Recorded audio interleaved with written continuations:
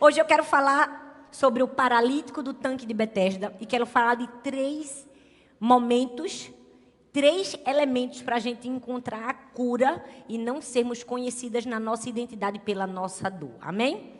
O primeiro elemento que nós vamos falar está lá em João capítulo 5, versículo do 1 ao 7. Diz assim: Algum tempo depois, Jesus subiu a Jerusalém para uma festa dos judeus em Jerusalém.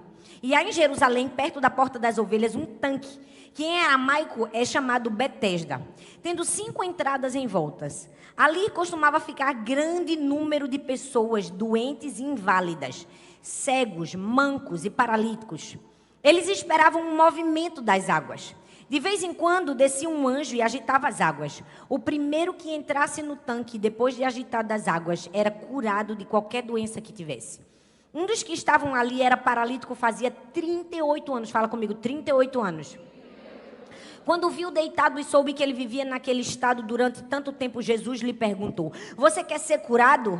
Disse o paralítico: Senhor, não tenho ninguém que me ajude a entrar no tanque quando a água é agitada. Enquanto eu estou tentando entrar, outro chega antes de mim. Eu vou passar um pouco do contexto histórico. Esse tanque era um tanque onde, como a Bíblia diz, muitas pessoas doentes ficavam ao redor, porque era a chance da salvação, era o tanque de Betesda. A Bíblia diz que quando as águas eram agitadas, e essa agitação via pelo próprio Deus, era o momento da cura. Então, o primeiro que entrasse era curado. Eu imagino o desespero de todas as pessoas que estavam ao redor daquele tanque. A Bíblia só relata a história desse homem e diz que ele estava ali há 38 anos, ou seja, se ele estava há 38 anos, com certeza tinha alguns que estavam há mais tempo do que ele, outros que estavam há menos tempo, mas todos estavam ali, vendo o futuro, a salvação, a transformação, na frente dos olhos, sem poder experimentar. Gente, é muita tortura, é ou não é? Imagina você ver sua chance de mudança, a chance que pode mudar a sua vida, vir outro na sua frente, mergulhar e pegar a sua vez. Era exatamente isso que aquele homem estava experimentando. E, na verdade, é exatamente isso que muitas de nós estamos vivendo.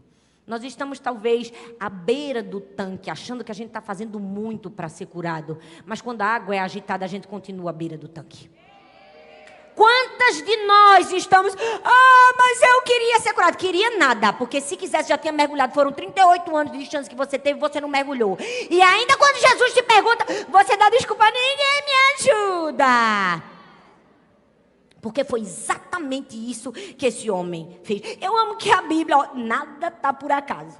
Diz que existia uma multidão. Porque assim, minha gente, já percebeu que miséria gosta de companhia? Coisa ruim gosta de companhia. É ou não é, gente? Onde tem uma pessoa miserável, vai ter mais 10 junto dela. Onde tem uma fofoqueira, vai ter mais 10 sentadas do lado dela. Porque fofoqueira atrai fofoqueira. É ou não é? Nessa hora está todo mundo tenso, sem querer olhar para a mulher que está do lado. Meu Deus! Calma, que aqui não tem nenhuma fofoqueira. Só tem mulher cheia do Espírito Santo, amém?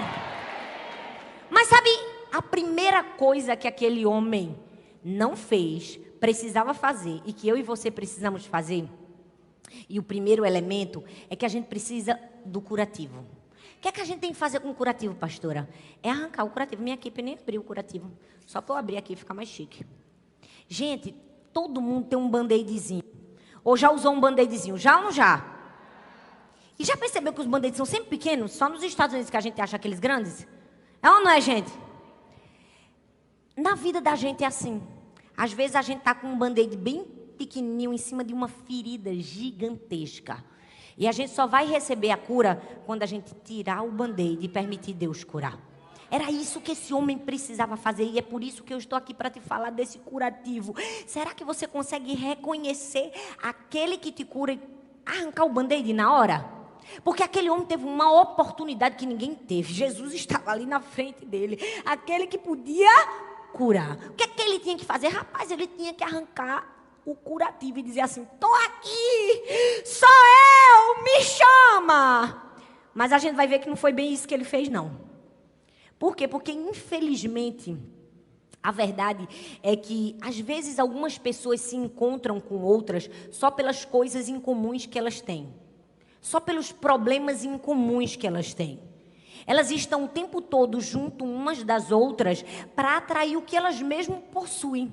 Já viu que uma pessoa que tem alguma coisa para reclamar de alguém, ela vai achar outra pessoa que também tem alguma coisa para reclamar dela? É assim que acontece na vida.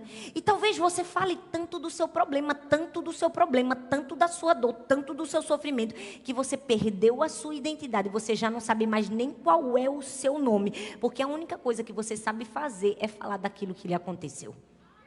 Talvez você esteja confundindo a sua identidade com a sua dor. Você está misturando a sua dor com o seu problema. Suas falas foram todas preenchidas pelo que o problema te fez, o que o problema disse a você, como o problema era antes, como ele está maior agora. Nós precisamos entender que a gente não pode confundir o nosso nome com a nossa dor.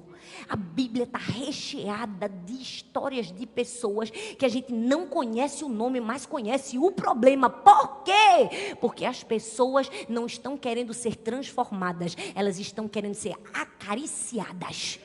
As pessoas não estão querendo transformação, elas estão querendo ser afirmadas. Cuida. E tá aqui no colo, bebê. E esse é um espírito dessa geração. As pessoas não querem ser transformadas, elas querem ser confortadas na sua miséria. Elas querem ser acariciadas.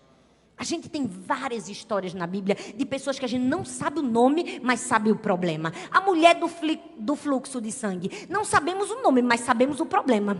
A mulher samaritana, não sabemos o nome, mas sabemos o problema. É ou não é, gente? O cego, gente. De João 9, a gente não sabe o nome, mas sabe o problema. A mulher adúltera não sabe o nome, mas sabe o problema. O leproso, a gente não sabe o nome, mas sabe o problema. O endemoniado não sabe o nome, mas sabe o problema. Qual é a sua escolha hoje? Ser conhecido pelo seu problema ou pelo seu nome? Qual é a sua identidade? É o seu problema? Talvez você está fazendo do seu problema seu cobertor de acariciamento de alma. Porque você quer ser conhecido pelo seu problema. Porque infelizmente o teu problema tem atraído junto de você pessoas que não estão preocupadas com a sua transformação. Mas no momento que você tirar o curativo, você vai atrair a pessoa certa, você vai atrair Jesus. Quando você disser assim, eu preciso de cura, Jesus vai chegar até você. Eu me pergunto se talvez a gente tenha falado tanto da nossa dor, que nós temos sido definidos pela nossa dor. Que a nossa dor se misturou com a nossa identidade. E o primeiro passo para você ser curado é entender que você tem um nome. Você tem um nome, seu nome não é a sua dor. E para ser curado, você vai precisar parar de confundir a sua dor com o seu nome. Fala, eu tenho um nome. Fala, minha dor não é meu nome. Sabe por quê, gente? Porque nesse processo de entendermos que a nossa dor não é o nosso nome, a gente vai ser achado. A gente não vai se perder no meio da multidão. Eu amo que o texto diz que tinha uma multidão. Tinham milhares. Eram muitos aleijados, cegos, coxos, mancos. Eram muitos. Mas eu amo que no meio daquela multidão de doentes, Jesus olha e vê um homem. A minha pergunta para mim e para você é, quando você olha para a multidão, você enxerga Jesus? Porque quando Jesus olha para a multidão, ele olha e enxerga você. Mas às vezes a recíproca não é verdadeira. Quando a gente olha para a multidão, a gente vê a multidão e não consegue enxergar Jesus. Porque infelizmente a nossa perspectiva está completamente distorcida. A gente se perdeu no meio da multidão. Você é a multidão ou você é a exceção? Gente, eu amo que quando Jesus chega no tanque, Jesus não olha para aquele homem e diz, meu Deus, que peninha de você, deitado esse tempo todo aqui, 38 anos, Jesus não diz assim, deixa eu deitar aqui você, não, vou deitar contigo. Não, meu Deus, que vida terrível que você teve. 38 anos, não, eu vou deitar com você. Não, a gente precisa criar uma hashtag. O esquecido, ninguém te jogou na água. Vamos agora superar todos os trend topics do Twitter e falar como é difícil a vida no tanque de Betesda. Meu Deus, eu te entendo. Eu te afirmo que vida difícil. Eu acho que a gente deveria criar um grupo do mimimi dos excluídos. Foi isso que Jesus fez, gente. Olha bem o que Jesus fez. Ele olhou para aquele paralítico e disse assim: você quer ser curado? Meu irmão, o que tu estás fazendo aqui? E eu amo imaginar que se fosse nos dias de hoje ia dar problema. E eu não ia? Ia dar problema, gente? Jesus ia sair na capa dos jornais. Jesus Cristo não tem compaixão. E eu não ia? Ia se criar um grupo, uma bolsa especial para aquele homem. Porque ele foi uma pessoa excluída, cancelada pelo próprio Cristo. E eu não ia, gente? Mas eu amo que Jesus vai na contramão. Ele olha para ele e diz assim: e aí, meu irmão, tu quer ser curado? Agora, gente, para comigo e pensa. A pessoa, paralítico há 38 anos.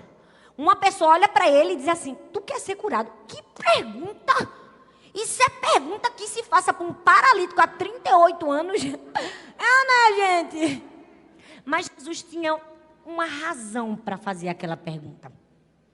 E talvez aquela pergunta dura e um pouco óbvia fez com que aquele homem enxergasse a Jesus ali na frente dele. Eu quero te dizer que a tua dor vai te fazer enxergar Jesus em outro nível. Não, você não está entendendo. Eu quero te dizer que a tua dor vai te fazer enxergar Jesus em outro nível. Talvez passava tanta gente junto daquele homem que ele já não escutava mais ninguém, ele já não enxergava mais ninguém, ele já não queria conversar mais ninguém. Imagina a gritaria. Quando a água era agitada, ninguém ouvia ninguém. Quando Jesus olha para ele bem sério e diz assim: tu quer ser curado? Ele conseguiu perceber Jesus. Às vezes a nossa dor vai nos fazer enxergar Jesus de uma maneira que a gente nunca tinha enxergado. Jesus não entrou no grupo dos mimimi porque ele não estava nesse tempo. Mas se ele estivesse, ele teria sido cancelado. Que falta de compaixão. Porque tem ovelha assim, que ela só quer ser lambida. É ou não é? Meu pastor passou por mim. Meu filho, seja curado em nome de Jesus. Pare de ser perebento. Ei, Jesus está olhando para você e está perguntando. Eu só vim aqui te fazer uma pergunta óbvia. Você quer ser curado de verdade? Ou quer ficar 38 anos deitado chamando a atenção dos outros? Se você quer ser curado, você precisa entender que você não vai se perder no meio da multidão. Jesus vai te achar e você vai perceber Jesus. Sabe quando minha primeira filha faleceu, eu li um livro chamado Anatomia da Dor, de C.S. Lewis. É um livro denso, pesado, é um pouco pesado. Talvez eu não deveria ter lido poucos dias depois. Mas tem uma frase que me chamou muita atenção, que diz assim, ó: fiquei acordada a noite toda com dor de dente, pensando sobre dor de dente e sobre ficar acordada. Dá toda uma explicação complexa dessa frase, muito complexa. Essa frase fala a verdade de todas nós. Vamos falar a verdade? Vamos abrir o livro? É ou não é? A gente fica com dor de dente, mas a gente sofre mais. Não é da dor de dente. É de ficar acordado pensando que a gente está com dor de dente e pensando que a gente está acordado. É por isso que a gente não é curado. Porque a gente tem um problema. Mas maior do que o problema é o tanto que a gente pensa no nosso problema e o tanto que a gente é desgraçado por ter esse problema. É ou não é, minha gente? Eu estou falando alguma mentira aqui? Mas nós precisamos entender que a dor não nos mostra que a gente tem um Deus carrasco. A dor nos aproxima de um Pai amoroso. Quando você sofrer e quando um infortúnio aparecer na sua vida, porque pode aparecer, eu não estou rogando praga para ninguém.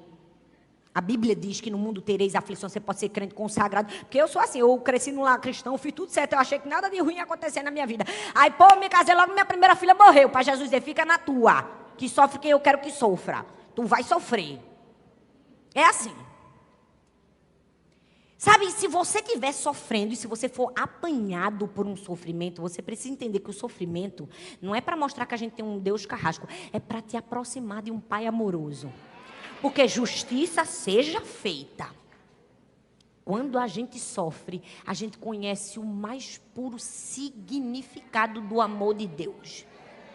Porque se fosse o homem, quando a gente procurasse alguém só na hora do sofrimento, ia dizer: agora, quando estava tudo bom, tu não me procurasse.